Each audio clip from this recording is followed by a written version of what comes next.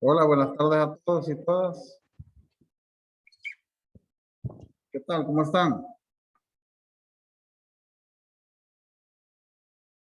Hola, hola, buenas tardes. Buenas tardes. Excelente. Gracias, Sandra. Buenas tardes, profe. Gracias, Nubia. Buenas tardes, profe. Gracias, Anthony. Buenas tardes. Ok, chicos. Bienvenidos. Bienvenidas. Vamos hoy a trabajar la parte ya que nos corresponde al desarrollo del temita ¿cómo se llama? De parte de lo que es la transición demográfica, ¿eh? Vamos a verlo, en qué consiste, qué pasó. Tenemos tiempo suficiente para irlo comentando, pero previo a la clase, pues por acá siempre, bueno, les voy a compartir la pantalla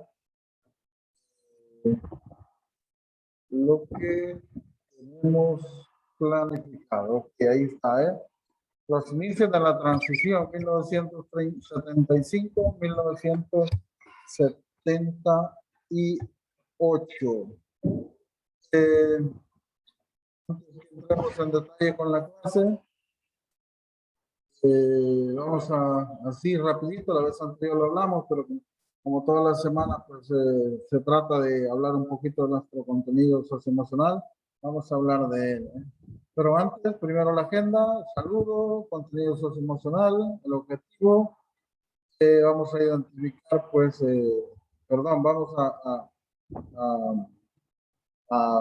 ¿cómo se llama? A comentar las características de la primera etapa de la transición democrática del franquismo a la democracia, ¿eh? Pero antes de entrar en materia, así un contenido, hablemos un poquito del contenido socioemocional, ¿eh?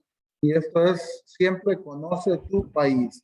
Hablamos de muchos lugares en la hora anterior. Pero me gustaría que retomáramos algo y que lo comentáramos. Comentamos un poquito, ¿eh?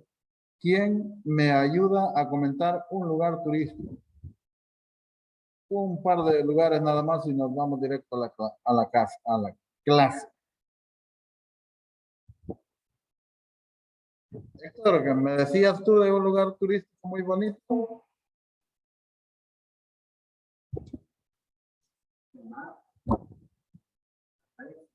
Las playas en general, muy bien. Aquí el litoral costero de nuestro país, el Pacífico, tiene playas preciosas, ¿eh? Todas las playas son bonitas, ¿eh? Y ya si quieren, pues algo fuera de serie, quieren ir ¿cómo se llama eso? A surfear. Ahí están las playas del Tunco, donde hay unas olas preciosas para eso, ¿eh? Y si les gusta caminar sobre la arena, que la playa sea sumamente grande, váyanse a La Unión, allá a un lugar llamado Las Tunas. Ahí es preciosísimo, ¿eh? Es una playa sumamente enorme, bien preciosa. Muy bien, Carlitos, ¿eh? El sistema costero de nuestro país. Otro lugar turístico. Ayúdenme a los que están en casa, así rapidito. Neto Cruz. Vamos a ver qué nos dice por aquí. Los Naranjos. Ah, muy bien. Adiviné, Neto, ¿eh? Los Naranjos. Sí, dicen que hay unas cabañas bien bonitas. No conozco, ¿eh? Pero también el clima está súper rico. Sí. El Boquerón, dice Diego. Sí. Los dos tienen ambiente de relación con la naturaleza. Wow, el Pital. Sí, el Pital es igualito, ¿eh? Yo quiero ver, no conozco ni el Pital ni los Naranjos, la bahía de Jiclisco. Wow. Dicen que es preciosa, yo no lo conozco, ¿eh? Portezuelo sí, Portezuelo conozco, está chivísimo, allá arriba, en la falda del cerro, ¿eh? Eh, Bien, hay un montón de lugares muy bonitos, ¿eh? Hay que identificarlos y gozar de ellos. Muy bien, muchas gracias, muchas gracias. Voy a desconectar la cámara porque vamos a ponerla por acá, y así.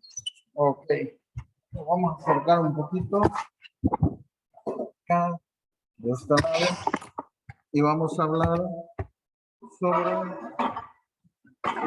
lo que es la transición demográfica. Eso es porque me van a ir ayudando entre todos a comentar esta situación. Vamos a verlo un poquito más grande para que lo podamos ver. De acuerdo, nos vamos a ubicar aquí, justo. Los inicios de la transición, estamos hablando 1975, 1978. Ahí nos ubicamos. Antes de que entremos directamente en materia, quisiera ir por favorcito que alguien me comente o me ayude a comprender qué significa este término. Transición, ¿cómo lo comprendemos? ¿Qué me ayuda? Profe, quizás la palabra con la que lo relaciono al principio es cambio, Sí, pero no es solo el cambio, sino más bien el proceso de ese cambio. A eso hace referencia la transición, como el proceso en el que hay un cambio. Algo así lo entiendo. es correcto, así es. Es ese proceso que se da entre una etapa y otra. Ese proceso es lo que se le llama transición. Por ejemplo, nosotros aquí, bueno, no nosotros, sino que España en esta oportunidad, la sociedad española, viene saliendo de una etapa, viene saliendo de la dictadura del régimen franquista. Recuerden que Franco muere en el 75. Y mire usted, del 75 al 78 es la etapa donde se prepara el cambio que va a sufrir ese régimen. Y es así como prácticamente pues esa transición está comprendida en esa fecha. Y se da desde la muerte de Franco, repito, hasta la promulgación de la Constitución, hasta 1978. Hasta ahí se llega lo que es ese periodo de transición democrática. Luego, a partir de ese momento, se empieza a consolidar. Del 78 al 82 viene y se promulga lo que es una segunda constitución, la cual pues está enmarcando, llamémoslo así, un proceso de gobierno en el cual se alternan en el poder diferentes corrientes políticas, pero le da el acceso al Partido Socialista Obrero Español, el famoso PSOE. Este es el Partido Socialista Obrero. Ok, veamos entonces qué ocurre durante esta etapa de transición democrática. No fue fácil para la sociedad española, ya que durante este proceso se logran identificar plenamente tres opciones de la sociedad española. La primera, que es conocida como inmovilistas, la segunda como reformistas y la tercera como rupturistas. Son las tres corrientes que en ese momento aparecen, en este momento de transición. Y veamos cómo afecta eso. Vamos a ver que durante esta década de los 70 hay tres alternativas se plantean claramente después de la muerte de Franco. La primera de ellas, los inmovilistas. Estos inmovilistas prácticamente lo que pretendían era continuar con el régimen de Franco. Aún después de muerto Franco, los inmovilistas proponían seguir manteniendo la misma política de gobierno que Franco había mantenido hasta esta fecha. Por eso se llamaban inmovilistas. No querían que se moviera nada, que todo siguiese igual, a pesar que Franco ya no estaba. Estos eran fieles al franquismo hasta los huesos, hasta los tuétanos de los huesos eran franquistas. Y luego, pues, había otra corriente, otro grupo. Este grupo apostaba por la reforma, pero una reforma que provinieran desde el seno de las instituciones que se fueran creando en el proceso de democratización del sistema político español. Entonces, a partir de ahí, pues, se van identificando ese tipo de corriente. Y luego tenemos la tercera. En esta tercera corriente está la mayoría de la oposición franquista.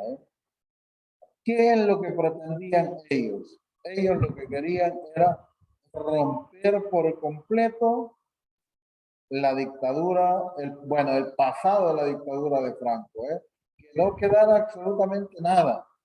Y en base a esa posición, esperaban ellos construir un nuevo sistema político liderado por la fuerza democrática.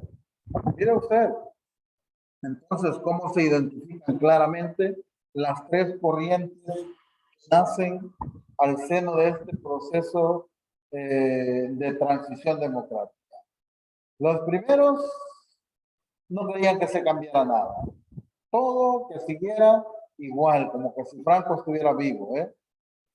Los segundos querían reformas, pero reformas que nacieran desde las bases de las instituciones que se crearan a partir de ese momento. Siempre con la misma característica de Franco, pero que se construyeran esas instituciones y que luego poco a poco se fueran dando las reformas. Pero había un grupo de radicales, los conocidos como antifranquistas. Estos no querían saber nada del pasado de esa dictadura. Y lo que pretendían era terminar de una vez por todas con ese régimen, con los vestigios de ese régimen, y crear un nuevo sistema político donde la base fundamental fueran las fuerzas democráticas. Y así era el tridente que se había formado ahí. Bien, empecemos entonces a ver cada una de ellas. Adelante. La mayoría eran los que estaban en contra de Franco, los antifranquistas. Todos los que durante la época del periodo franquista habían sido oposición a Franco, y que la mayoría de ellos, muchos habían sido exiliados de España, que habían sido perseguidos, habían sido encarcelados, habían sido objeto de represión por parte del régimen. Esos no querían saber nada de ellos. Un solo plumazo afuera del régimen y construir un nuevo sistema político. Ok. ¿Casa, no sé, alguna pregunta con esta situación?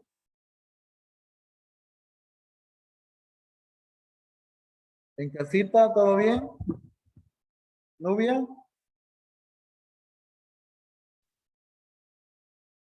Héctor, ¿estás por ahí, Héctor?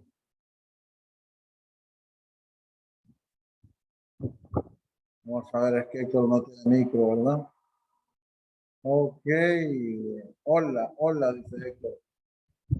¿Verdad que no me escuchaste la pregunta, ¿Tienes dudas sobre lo que hemos hablado hasta este momento, Héctor? ¿No? Todo claro, como el mar o como una horchata. Ok, muy bien. ¿Qué eran los rupturistas? Eran los que querían romper de una vez por todas con las ataduras hacia lo que es el franquismo, con lo que es el régimen de Franco. Ellos no querían saber nada de ese régimen. Eran aquellos que se habían visto perseguidos, reprimidos, que habían tenido que exiliarse, que habían tenido que sufrir encarcelamientos porque eran oposición al régimen de Franco. Entonces ellos no querían saber absolutamente nada de esa dictadura. Lo que querían eran cambios por completo en el sistema político para que naciera uno nuevo en donde su base fuese la democracia, la democratización. Por eso es que se llama rupturista, porque querían romper de una vez por todas los vestigios de esos lazos que nos uniesen con el régimen franquista. ¿Okay? ¿De acuerdo? Vamos a dar una preguntita por acá. Ok, ok, muy bien.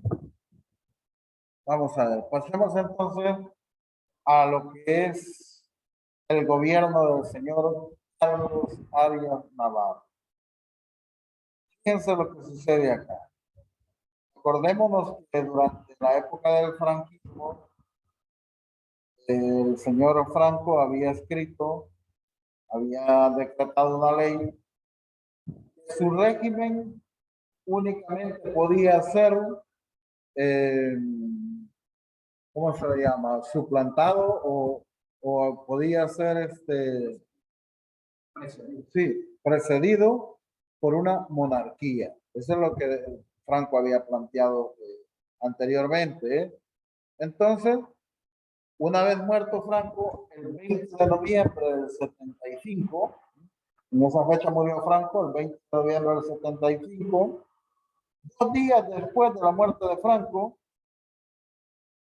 el 22 de noviembre, el señor Juan Carlos de Borbón es proclamado rey de España por las cortes españolas, por supuesto, por las cortes en ese momento. Lo legitimizan como rey. Acuérdense ustedes que desde 1931, cuando Alfonso XIII renunció al trono, España no tiene rey, hasta el 22 de noviembre de 1975, en que Juan Carlos de Borbón es proclamado rey. Y al mismo tiempo se, se ¿cómo les digo? Se autoriza o se concede, mejor dicho, o se reconoce, una palabra, se reconoce que Juan Carlos gobernará o reinará España bajo el nombre de Juan Carlos eh, eh, primero, Juan Carlos primero. Entonces, a partir de ahí, de ese momento, el rey, don Juan Carlos, decide que en el gobierno o que al frente del gobierno o responsable del gobierno va a continuar el señor Carlos Arias Navarro. Recuerda que en este momento, pues el rey tiene la potestad o el poder para elegir a los presidentes. Entonces, Juan Carlos lo que hace es ratificar el frente del gobierno al señor Carlos Arias Navarro, quien incorpora a su gabinete a los liberales, a los reformistas Fraga Iribarne y a José María Arraiza. Estos dos personajes son integrados al gobierno de Arias Navarro. Y a partir de ese momento, ese es el primer gobierno de la monarquía que la población o la sociedad española tiene asentada todas las esperanzas para que acelere el proceso de reforma que debían en ese momento conducir a España a un proceso democrático del sistema político. Entonces, todas las esperanzas de la población española que estaban puestas en el rey para que se consolidara lo más pronto posible un gobierno de tipo democrático. Pero mire lo que pasa. Cuando el señor Arias Navarro presenta a la población, a la sociedad, su programa de gobierno,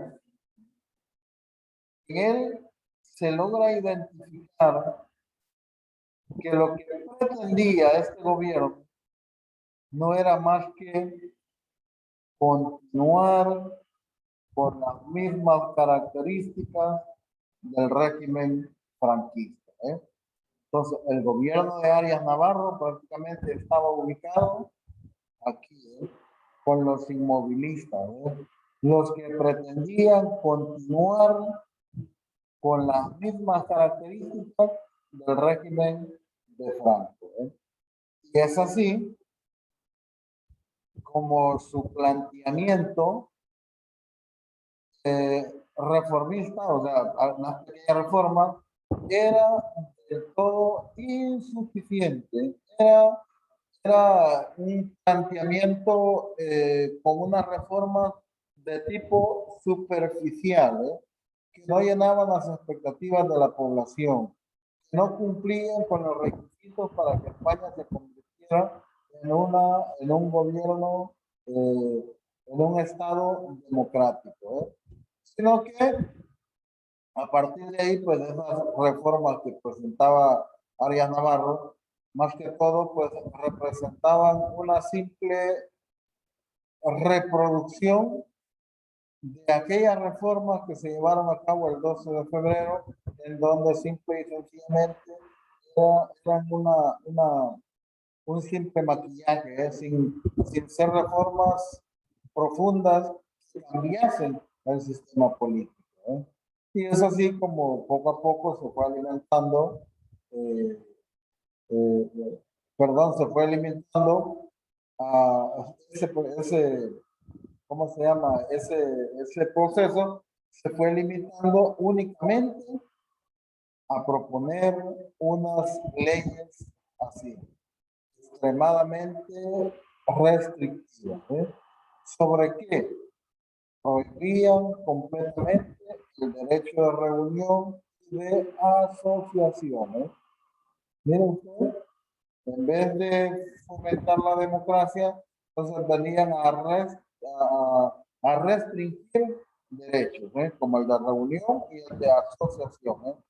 Prácticamente en ningún momento contemplaban la creación de partidos políticos.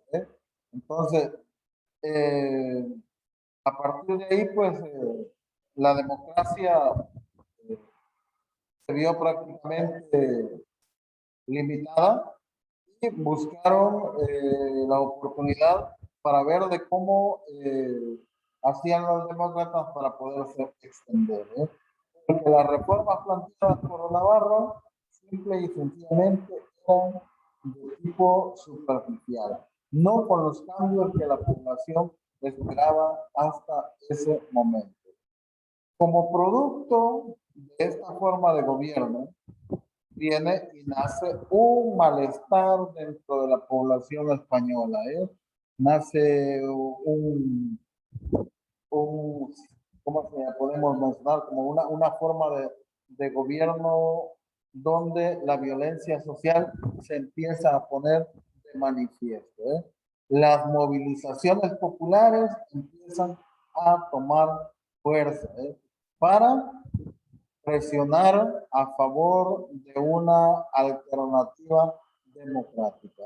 Recuerde que la mayoría de la población pues, eran víctimas del régimen de Franco, entonces por lo tanto deseaban cambios en el sistema político.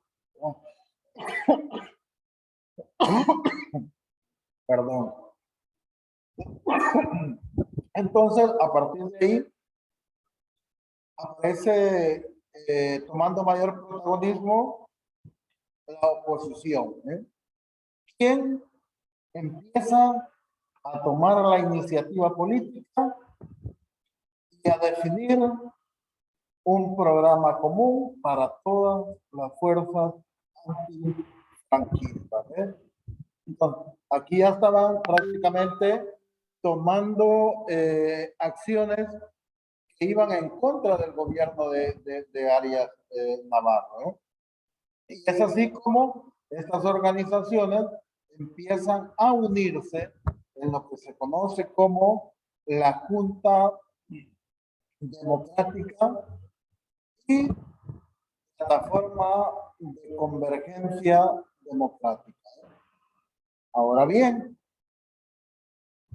esa unión, ese grupo, también a su vez se une a lo que se llamó la coordinación democrática, dando un panorama sumamente más amplio de poder.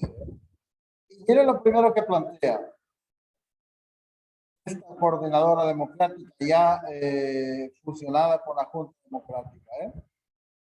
La propuesta política planteada por la coordinadora se expresaba en la fórmula de una ruptura democrática. Los mismos miembros de esta coordinadora pues estaban prácticamente viendo de qué manera se llevaba a cabo un procedimiento constitucional, ¿no? Que a través de ese gobierno provisional que estaba en ese momento, que era el de Arias Navarro, y se llevaran a cabo elecciones que pusieran las bases de un nuevo sistema político. Ojo, ojo, ojo acá. Cuando se elige a Juan Carlos,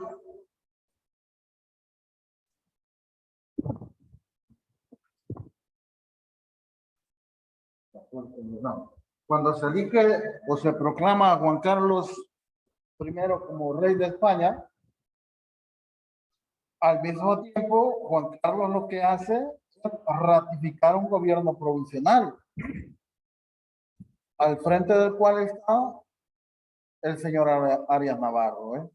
Pero ya con la consolidación de esta coordinación democrática, se pretende llevar a cabo elecciones generales que sirvan de base para la creación de un nuevo sistema político, que fuese ya en torno democrático. Y es así como a partir de ese momento, las oposiciones que en ese momento, que en el momento anterior tuvo Franco, los denominados fuerzas antifranquistas, empezaron a hacer una serie de manipulaciones o de movilizaciones populares con los grupos de masa. Empezaron a inducir a la población para que llevase a cabo manifestaciones, huelgas, campañas reivindicativas, todas ellas en protesta de las acciones del gobierno del señor Arias Navarro. Todas esas acciones lo que proclamaban era las libertades democráticas y pedían la amnistía para aquellos presos políticos que en algún momento fueron acusados de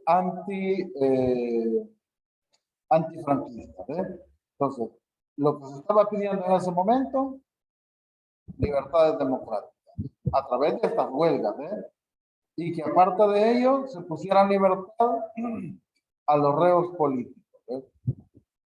Ahora bien, con este contexto que se estaba planteando en ese momento, los conflictos laborales empiezan a aumentar. Y prácticamente los diversos movilizaciones que se lleva a cabo por parte de la sociedad entre el 75 y el 76, pues causan o llegan a alcanzar, mejor dicho, grandes dimensiones hasta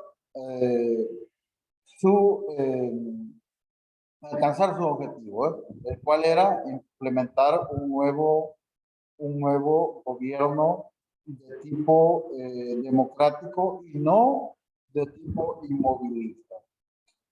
Aquí pues empiezan a verse involucrados lo que son las principales ciudades, las grandes ciudades españolas, como cuáles: Cataluña, el mismo País Vasco y ¿cómo se llama? Y Madrid, en donde pues empezaron a llevarse a cabo diversos tipos de huelgas. Hubo también ¿cómo se llama? Una huelga general que se mantuvo durante varias semanas y que ante esta situación el gobierno de Arias Navarro, varios dueños de empresas respondieron de una forma represiva. Respondieron en primer lugar encarcelándolos, deteniéndolos, acusándolos de alteración del orden público, y los empresarios despidiendo a todos los empleados que se habían visto involucrados en esta situación. Ahí pues especialmente, ¿cómo se llama? Se vieron involucrados en graves sucesos, como por ejemplo la huelga general de Vitoria, eso fue en el 76, donde se dieron las primeras víctimas de esa represión. Hubo 5 muertos y muchos heridos a causa de la represión que se estaba llevando a cabo. Luego, pues, vamos a ver, 50, 10 minutitos. De ya no alcanzamos a ver un documental que tenía por ahí, lo vamos a ver en la otra parte. Entonces, vamos a ver qué sucede a partir de ahí. Luego se establece lo que se conoce como el gobierno del señor Suárez, y empiezan a llevarse a cabo las diferentes reformas políticas. Veamos qué pasa aquí. Estas reformas pues tienen como principal objetivo eliminar lo que son los precedentes franquistas. Así pues es como ese grupo de inmovilistas empiezan a tener crisis, empiezan a tener desventaja, empieza el pueblo a protestar en contra de ellos, empiezan a perder popularidad. Las reformas que se van implementando hasta ese momento pues tienen el alcance de poder promover una serie de reformas progresivas del sistema político. ¿A partir de qué? De la evolución de las leyes y de las instituciones franquistas. Toda la presión que se ejerce acá tiene como resultado, como producto, que esas leyes que al final, que al inicio empezó Arias Navarro, fueran evolucionando, todas a favor de buscar mejores posiciones políticas. Así es que eh, ya al principio, pues, o mejor dicho, el principal problema que se había identificado eran esas reformas incompletas. Poco a poco fueron evolucionando y luego fueron aprobadas por las Cortes. Y luego, pues, poco a poco se fueron sometiendo a la aceptación del pueblo a través de los famosos referéndum y al final dieron su apoyo al nuevo gobierno del señor, ¿cómo se llama? Suárez. A partir de ese momento empieza ya lo que se conoce como la construcción de la democracia. Aquí, pues, quizás uno de los grandes logros o los principales avances fueron la construcción o la elaboración de una serie de decretos que permitían esto, la libertad sindical, la legalización de los partidos políticos, menos el Partido Comunista. De ahí todos los partidos tenían el visto bueno para poder inclusive consolidarse como primeras fuerzas políticas del país. Se legaliza el partido posteriormente, vamos a ver, bueno, luego de que se aprueban todas esas reformas, también logran conseguir la famosa amnistía para todos aquellos que habían cometido delitos de tipo político durante la época de Franco. Aquí viene y se empieza a dar una polémica. La legalización del Partido Comunista Español. Hasta ese momento, pues hay una oposición radical de los inmovilistas y muchos sectores del ejército. Ellos prácticamente se oponen a que se legalice este partido político, a pesar de que hay un proceso democrático abierto. Pero claro, los comunistas en ese momento de este partido, pues lo que ellos querían era apostar claramente a un proceso democrático. Eso es lo que ellos pintaban. Entonces, de esa forma es que iban ganando el espacio para poder, ¿cómo se llama?, aumentar su aceptación en la sociedad. Al final de todo ese proceso, pues el señor Suárez decide legalizar en el mes de abril eh, este partido. De hecho, que prácticamente viene a crear la crisis final del gobierno. Pero al final de cuentas se garantiza la legitimidad democrática de las elecciones. Ese Partido Comunista Español lo que pretendía era participar en estas elecciones.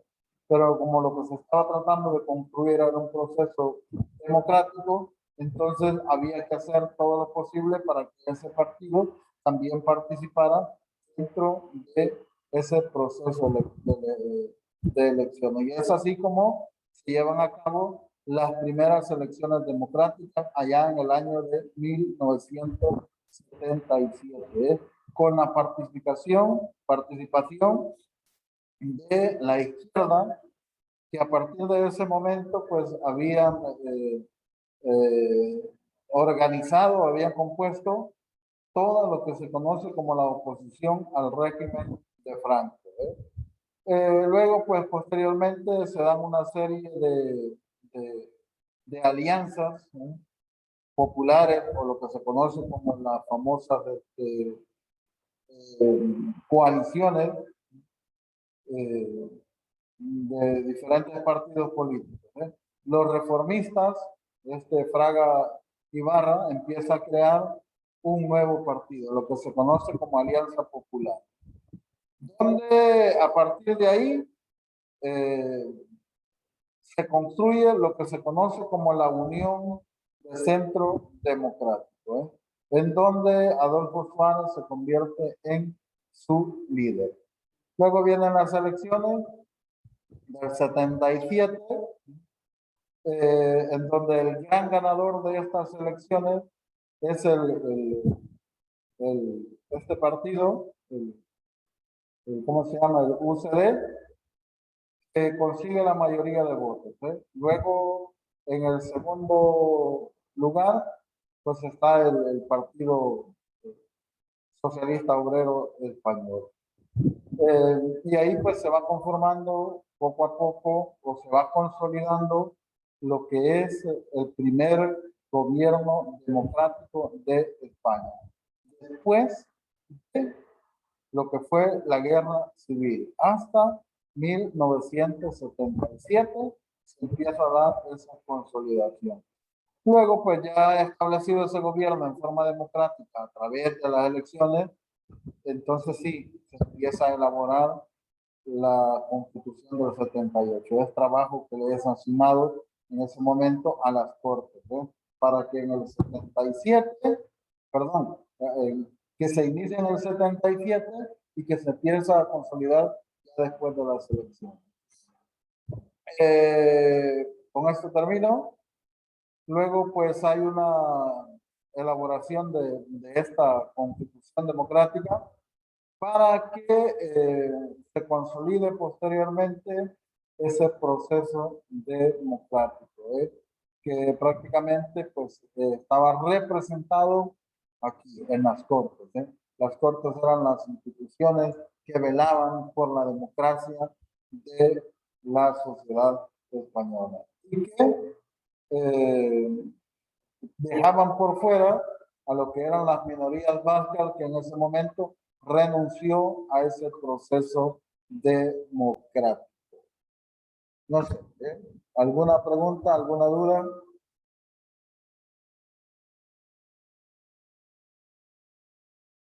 ¿Tienen hambre? Sí, ¿verdad? ¿Nos vamos a almorzar?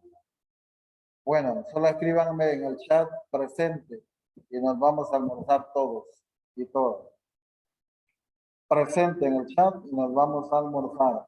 Feliz día para todos. Adiós, profe. Feliz fin de semana. Gracias. Perdona, feliz fin de semana, sí, es cierto. Yo no me acordaba que es viernes.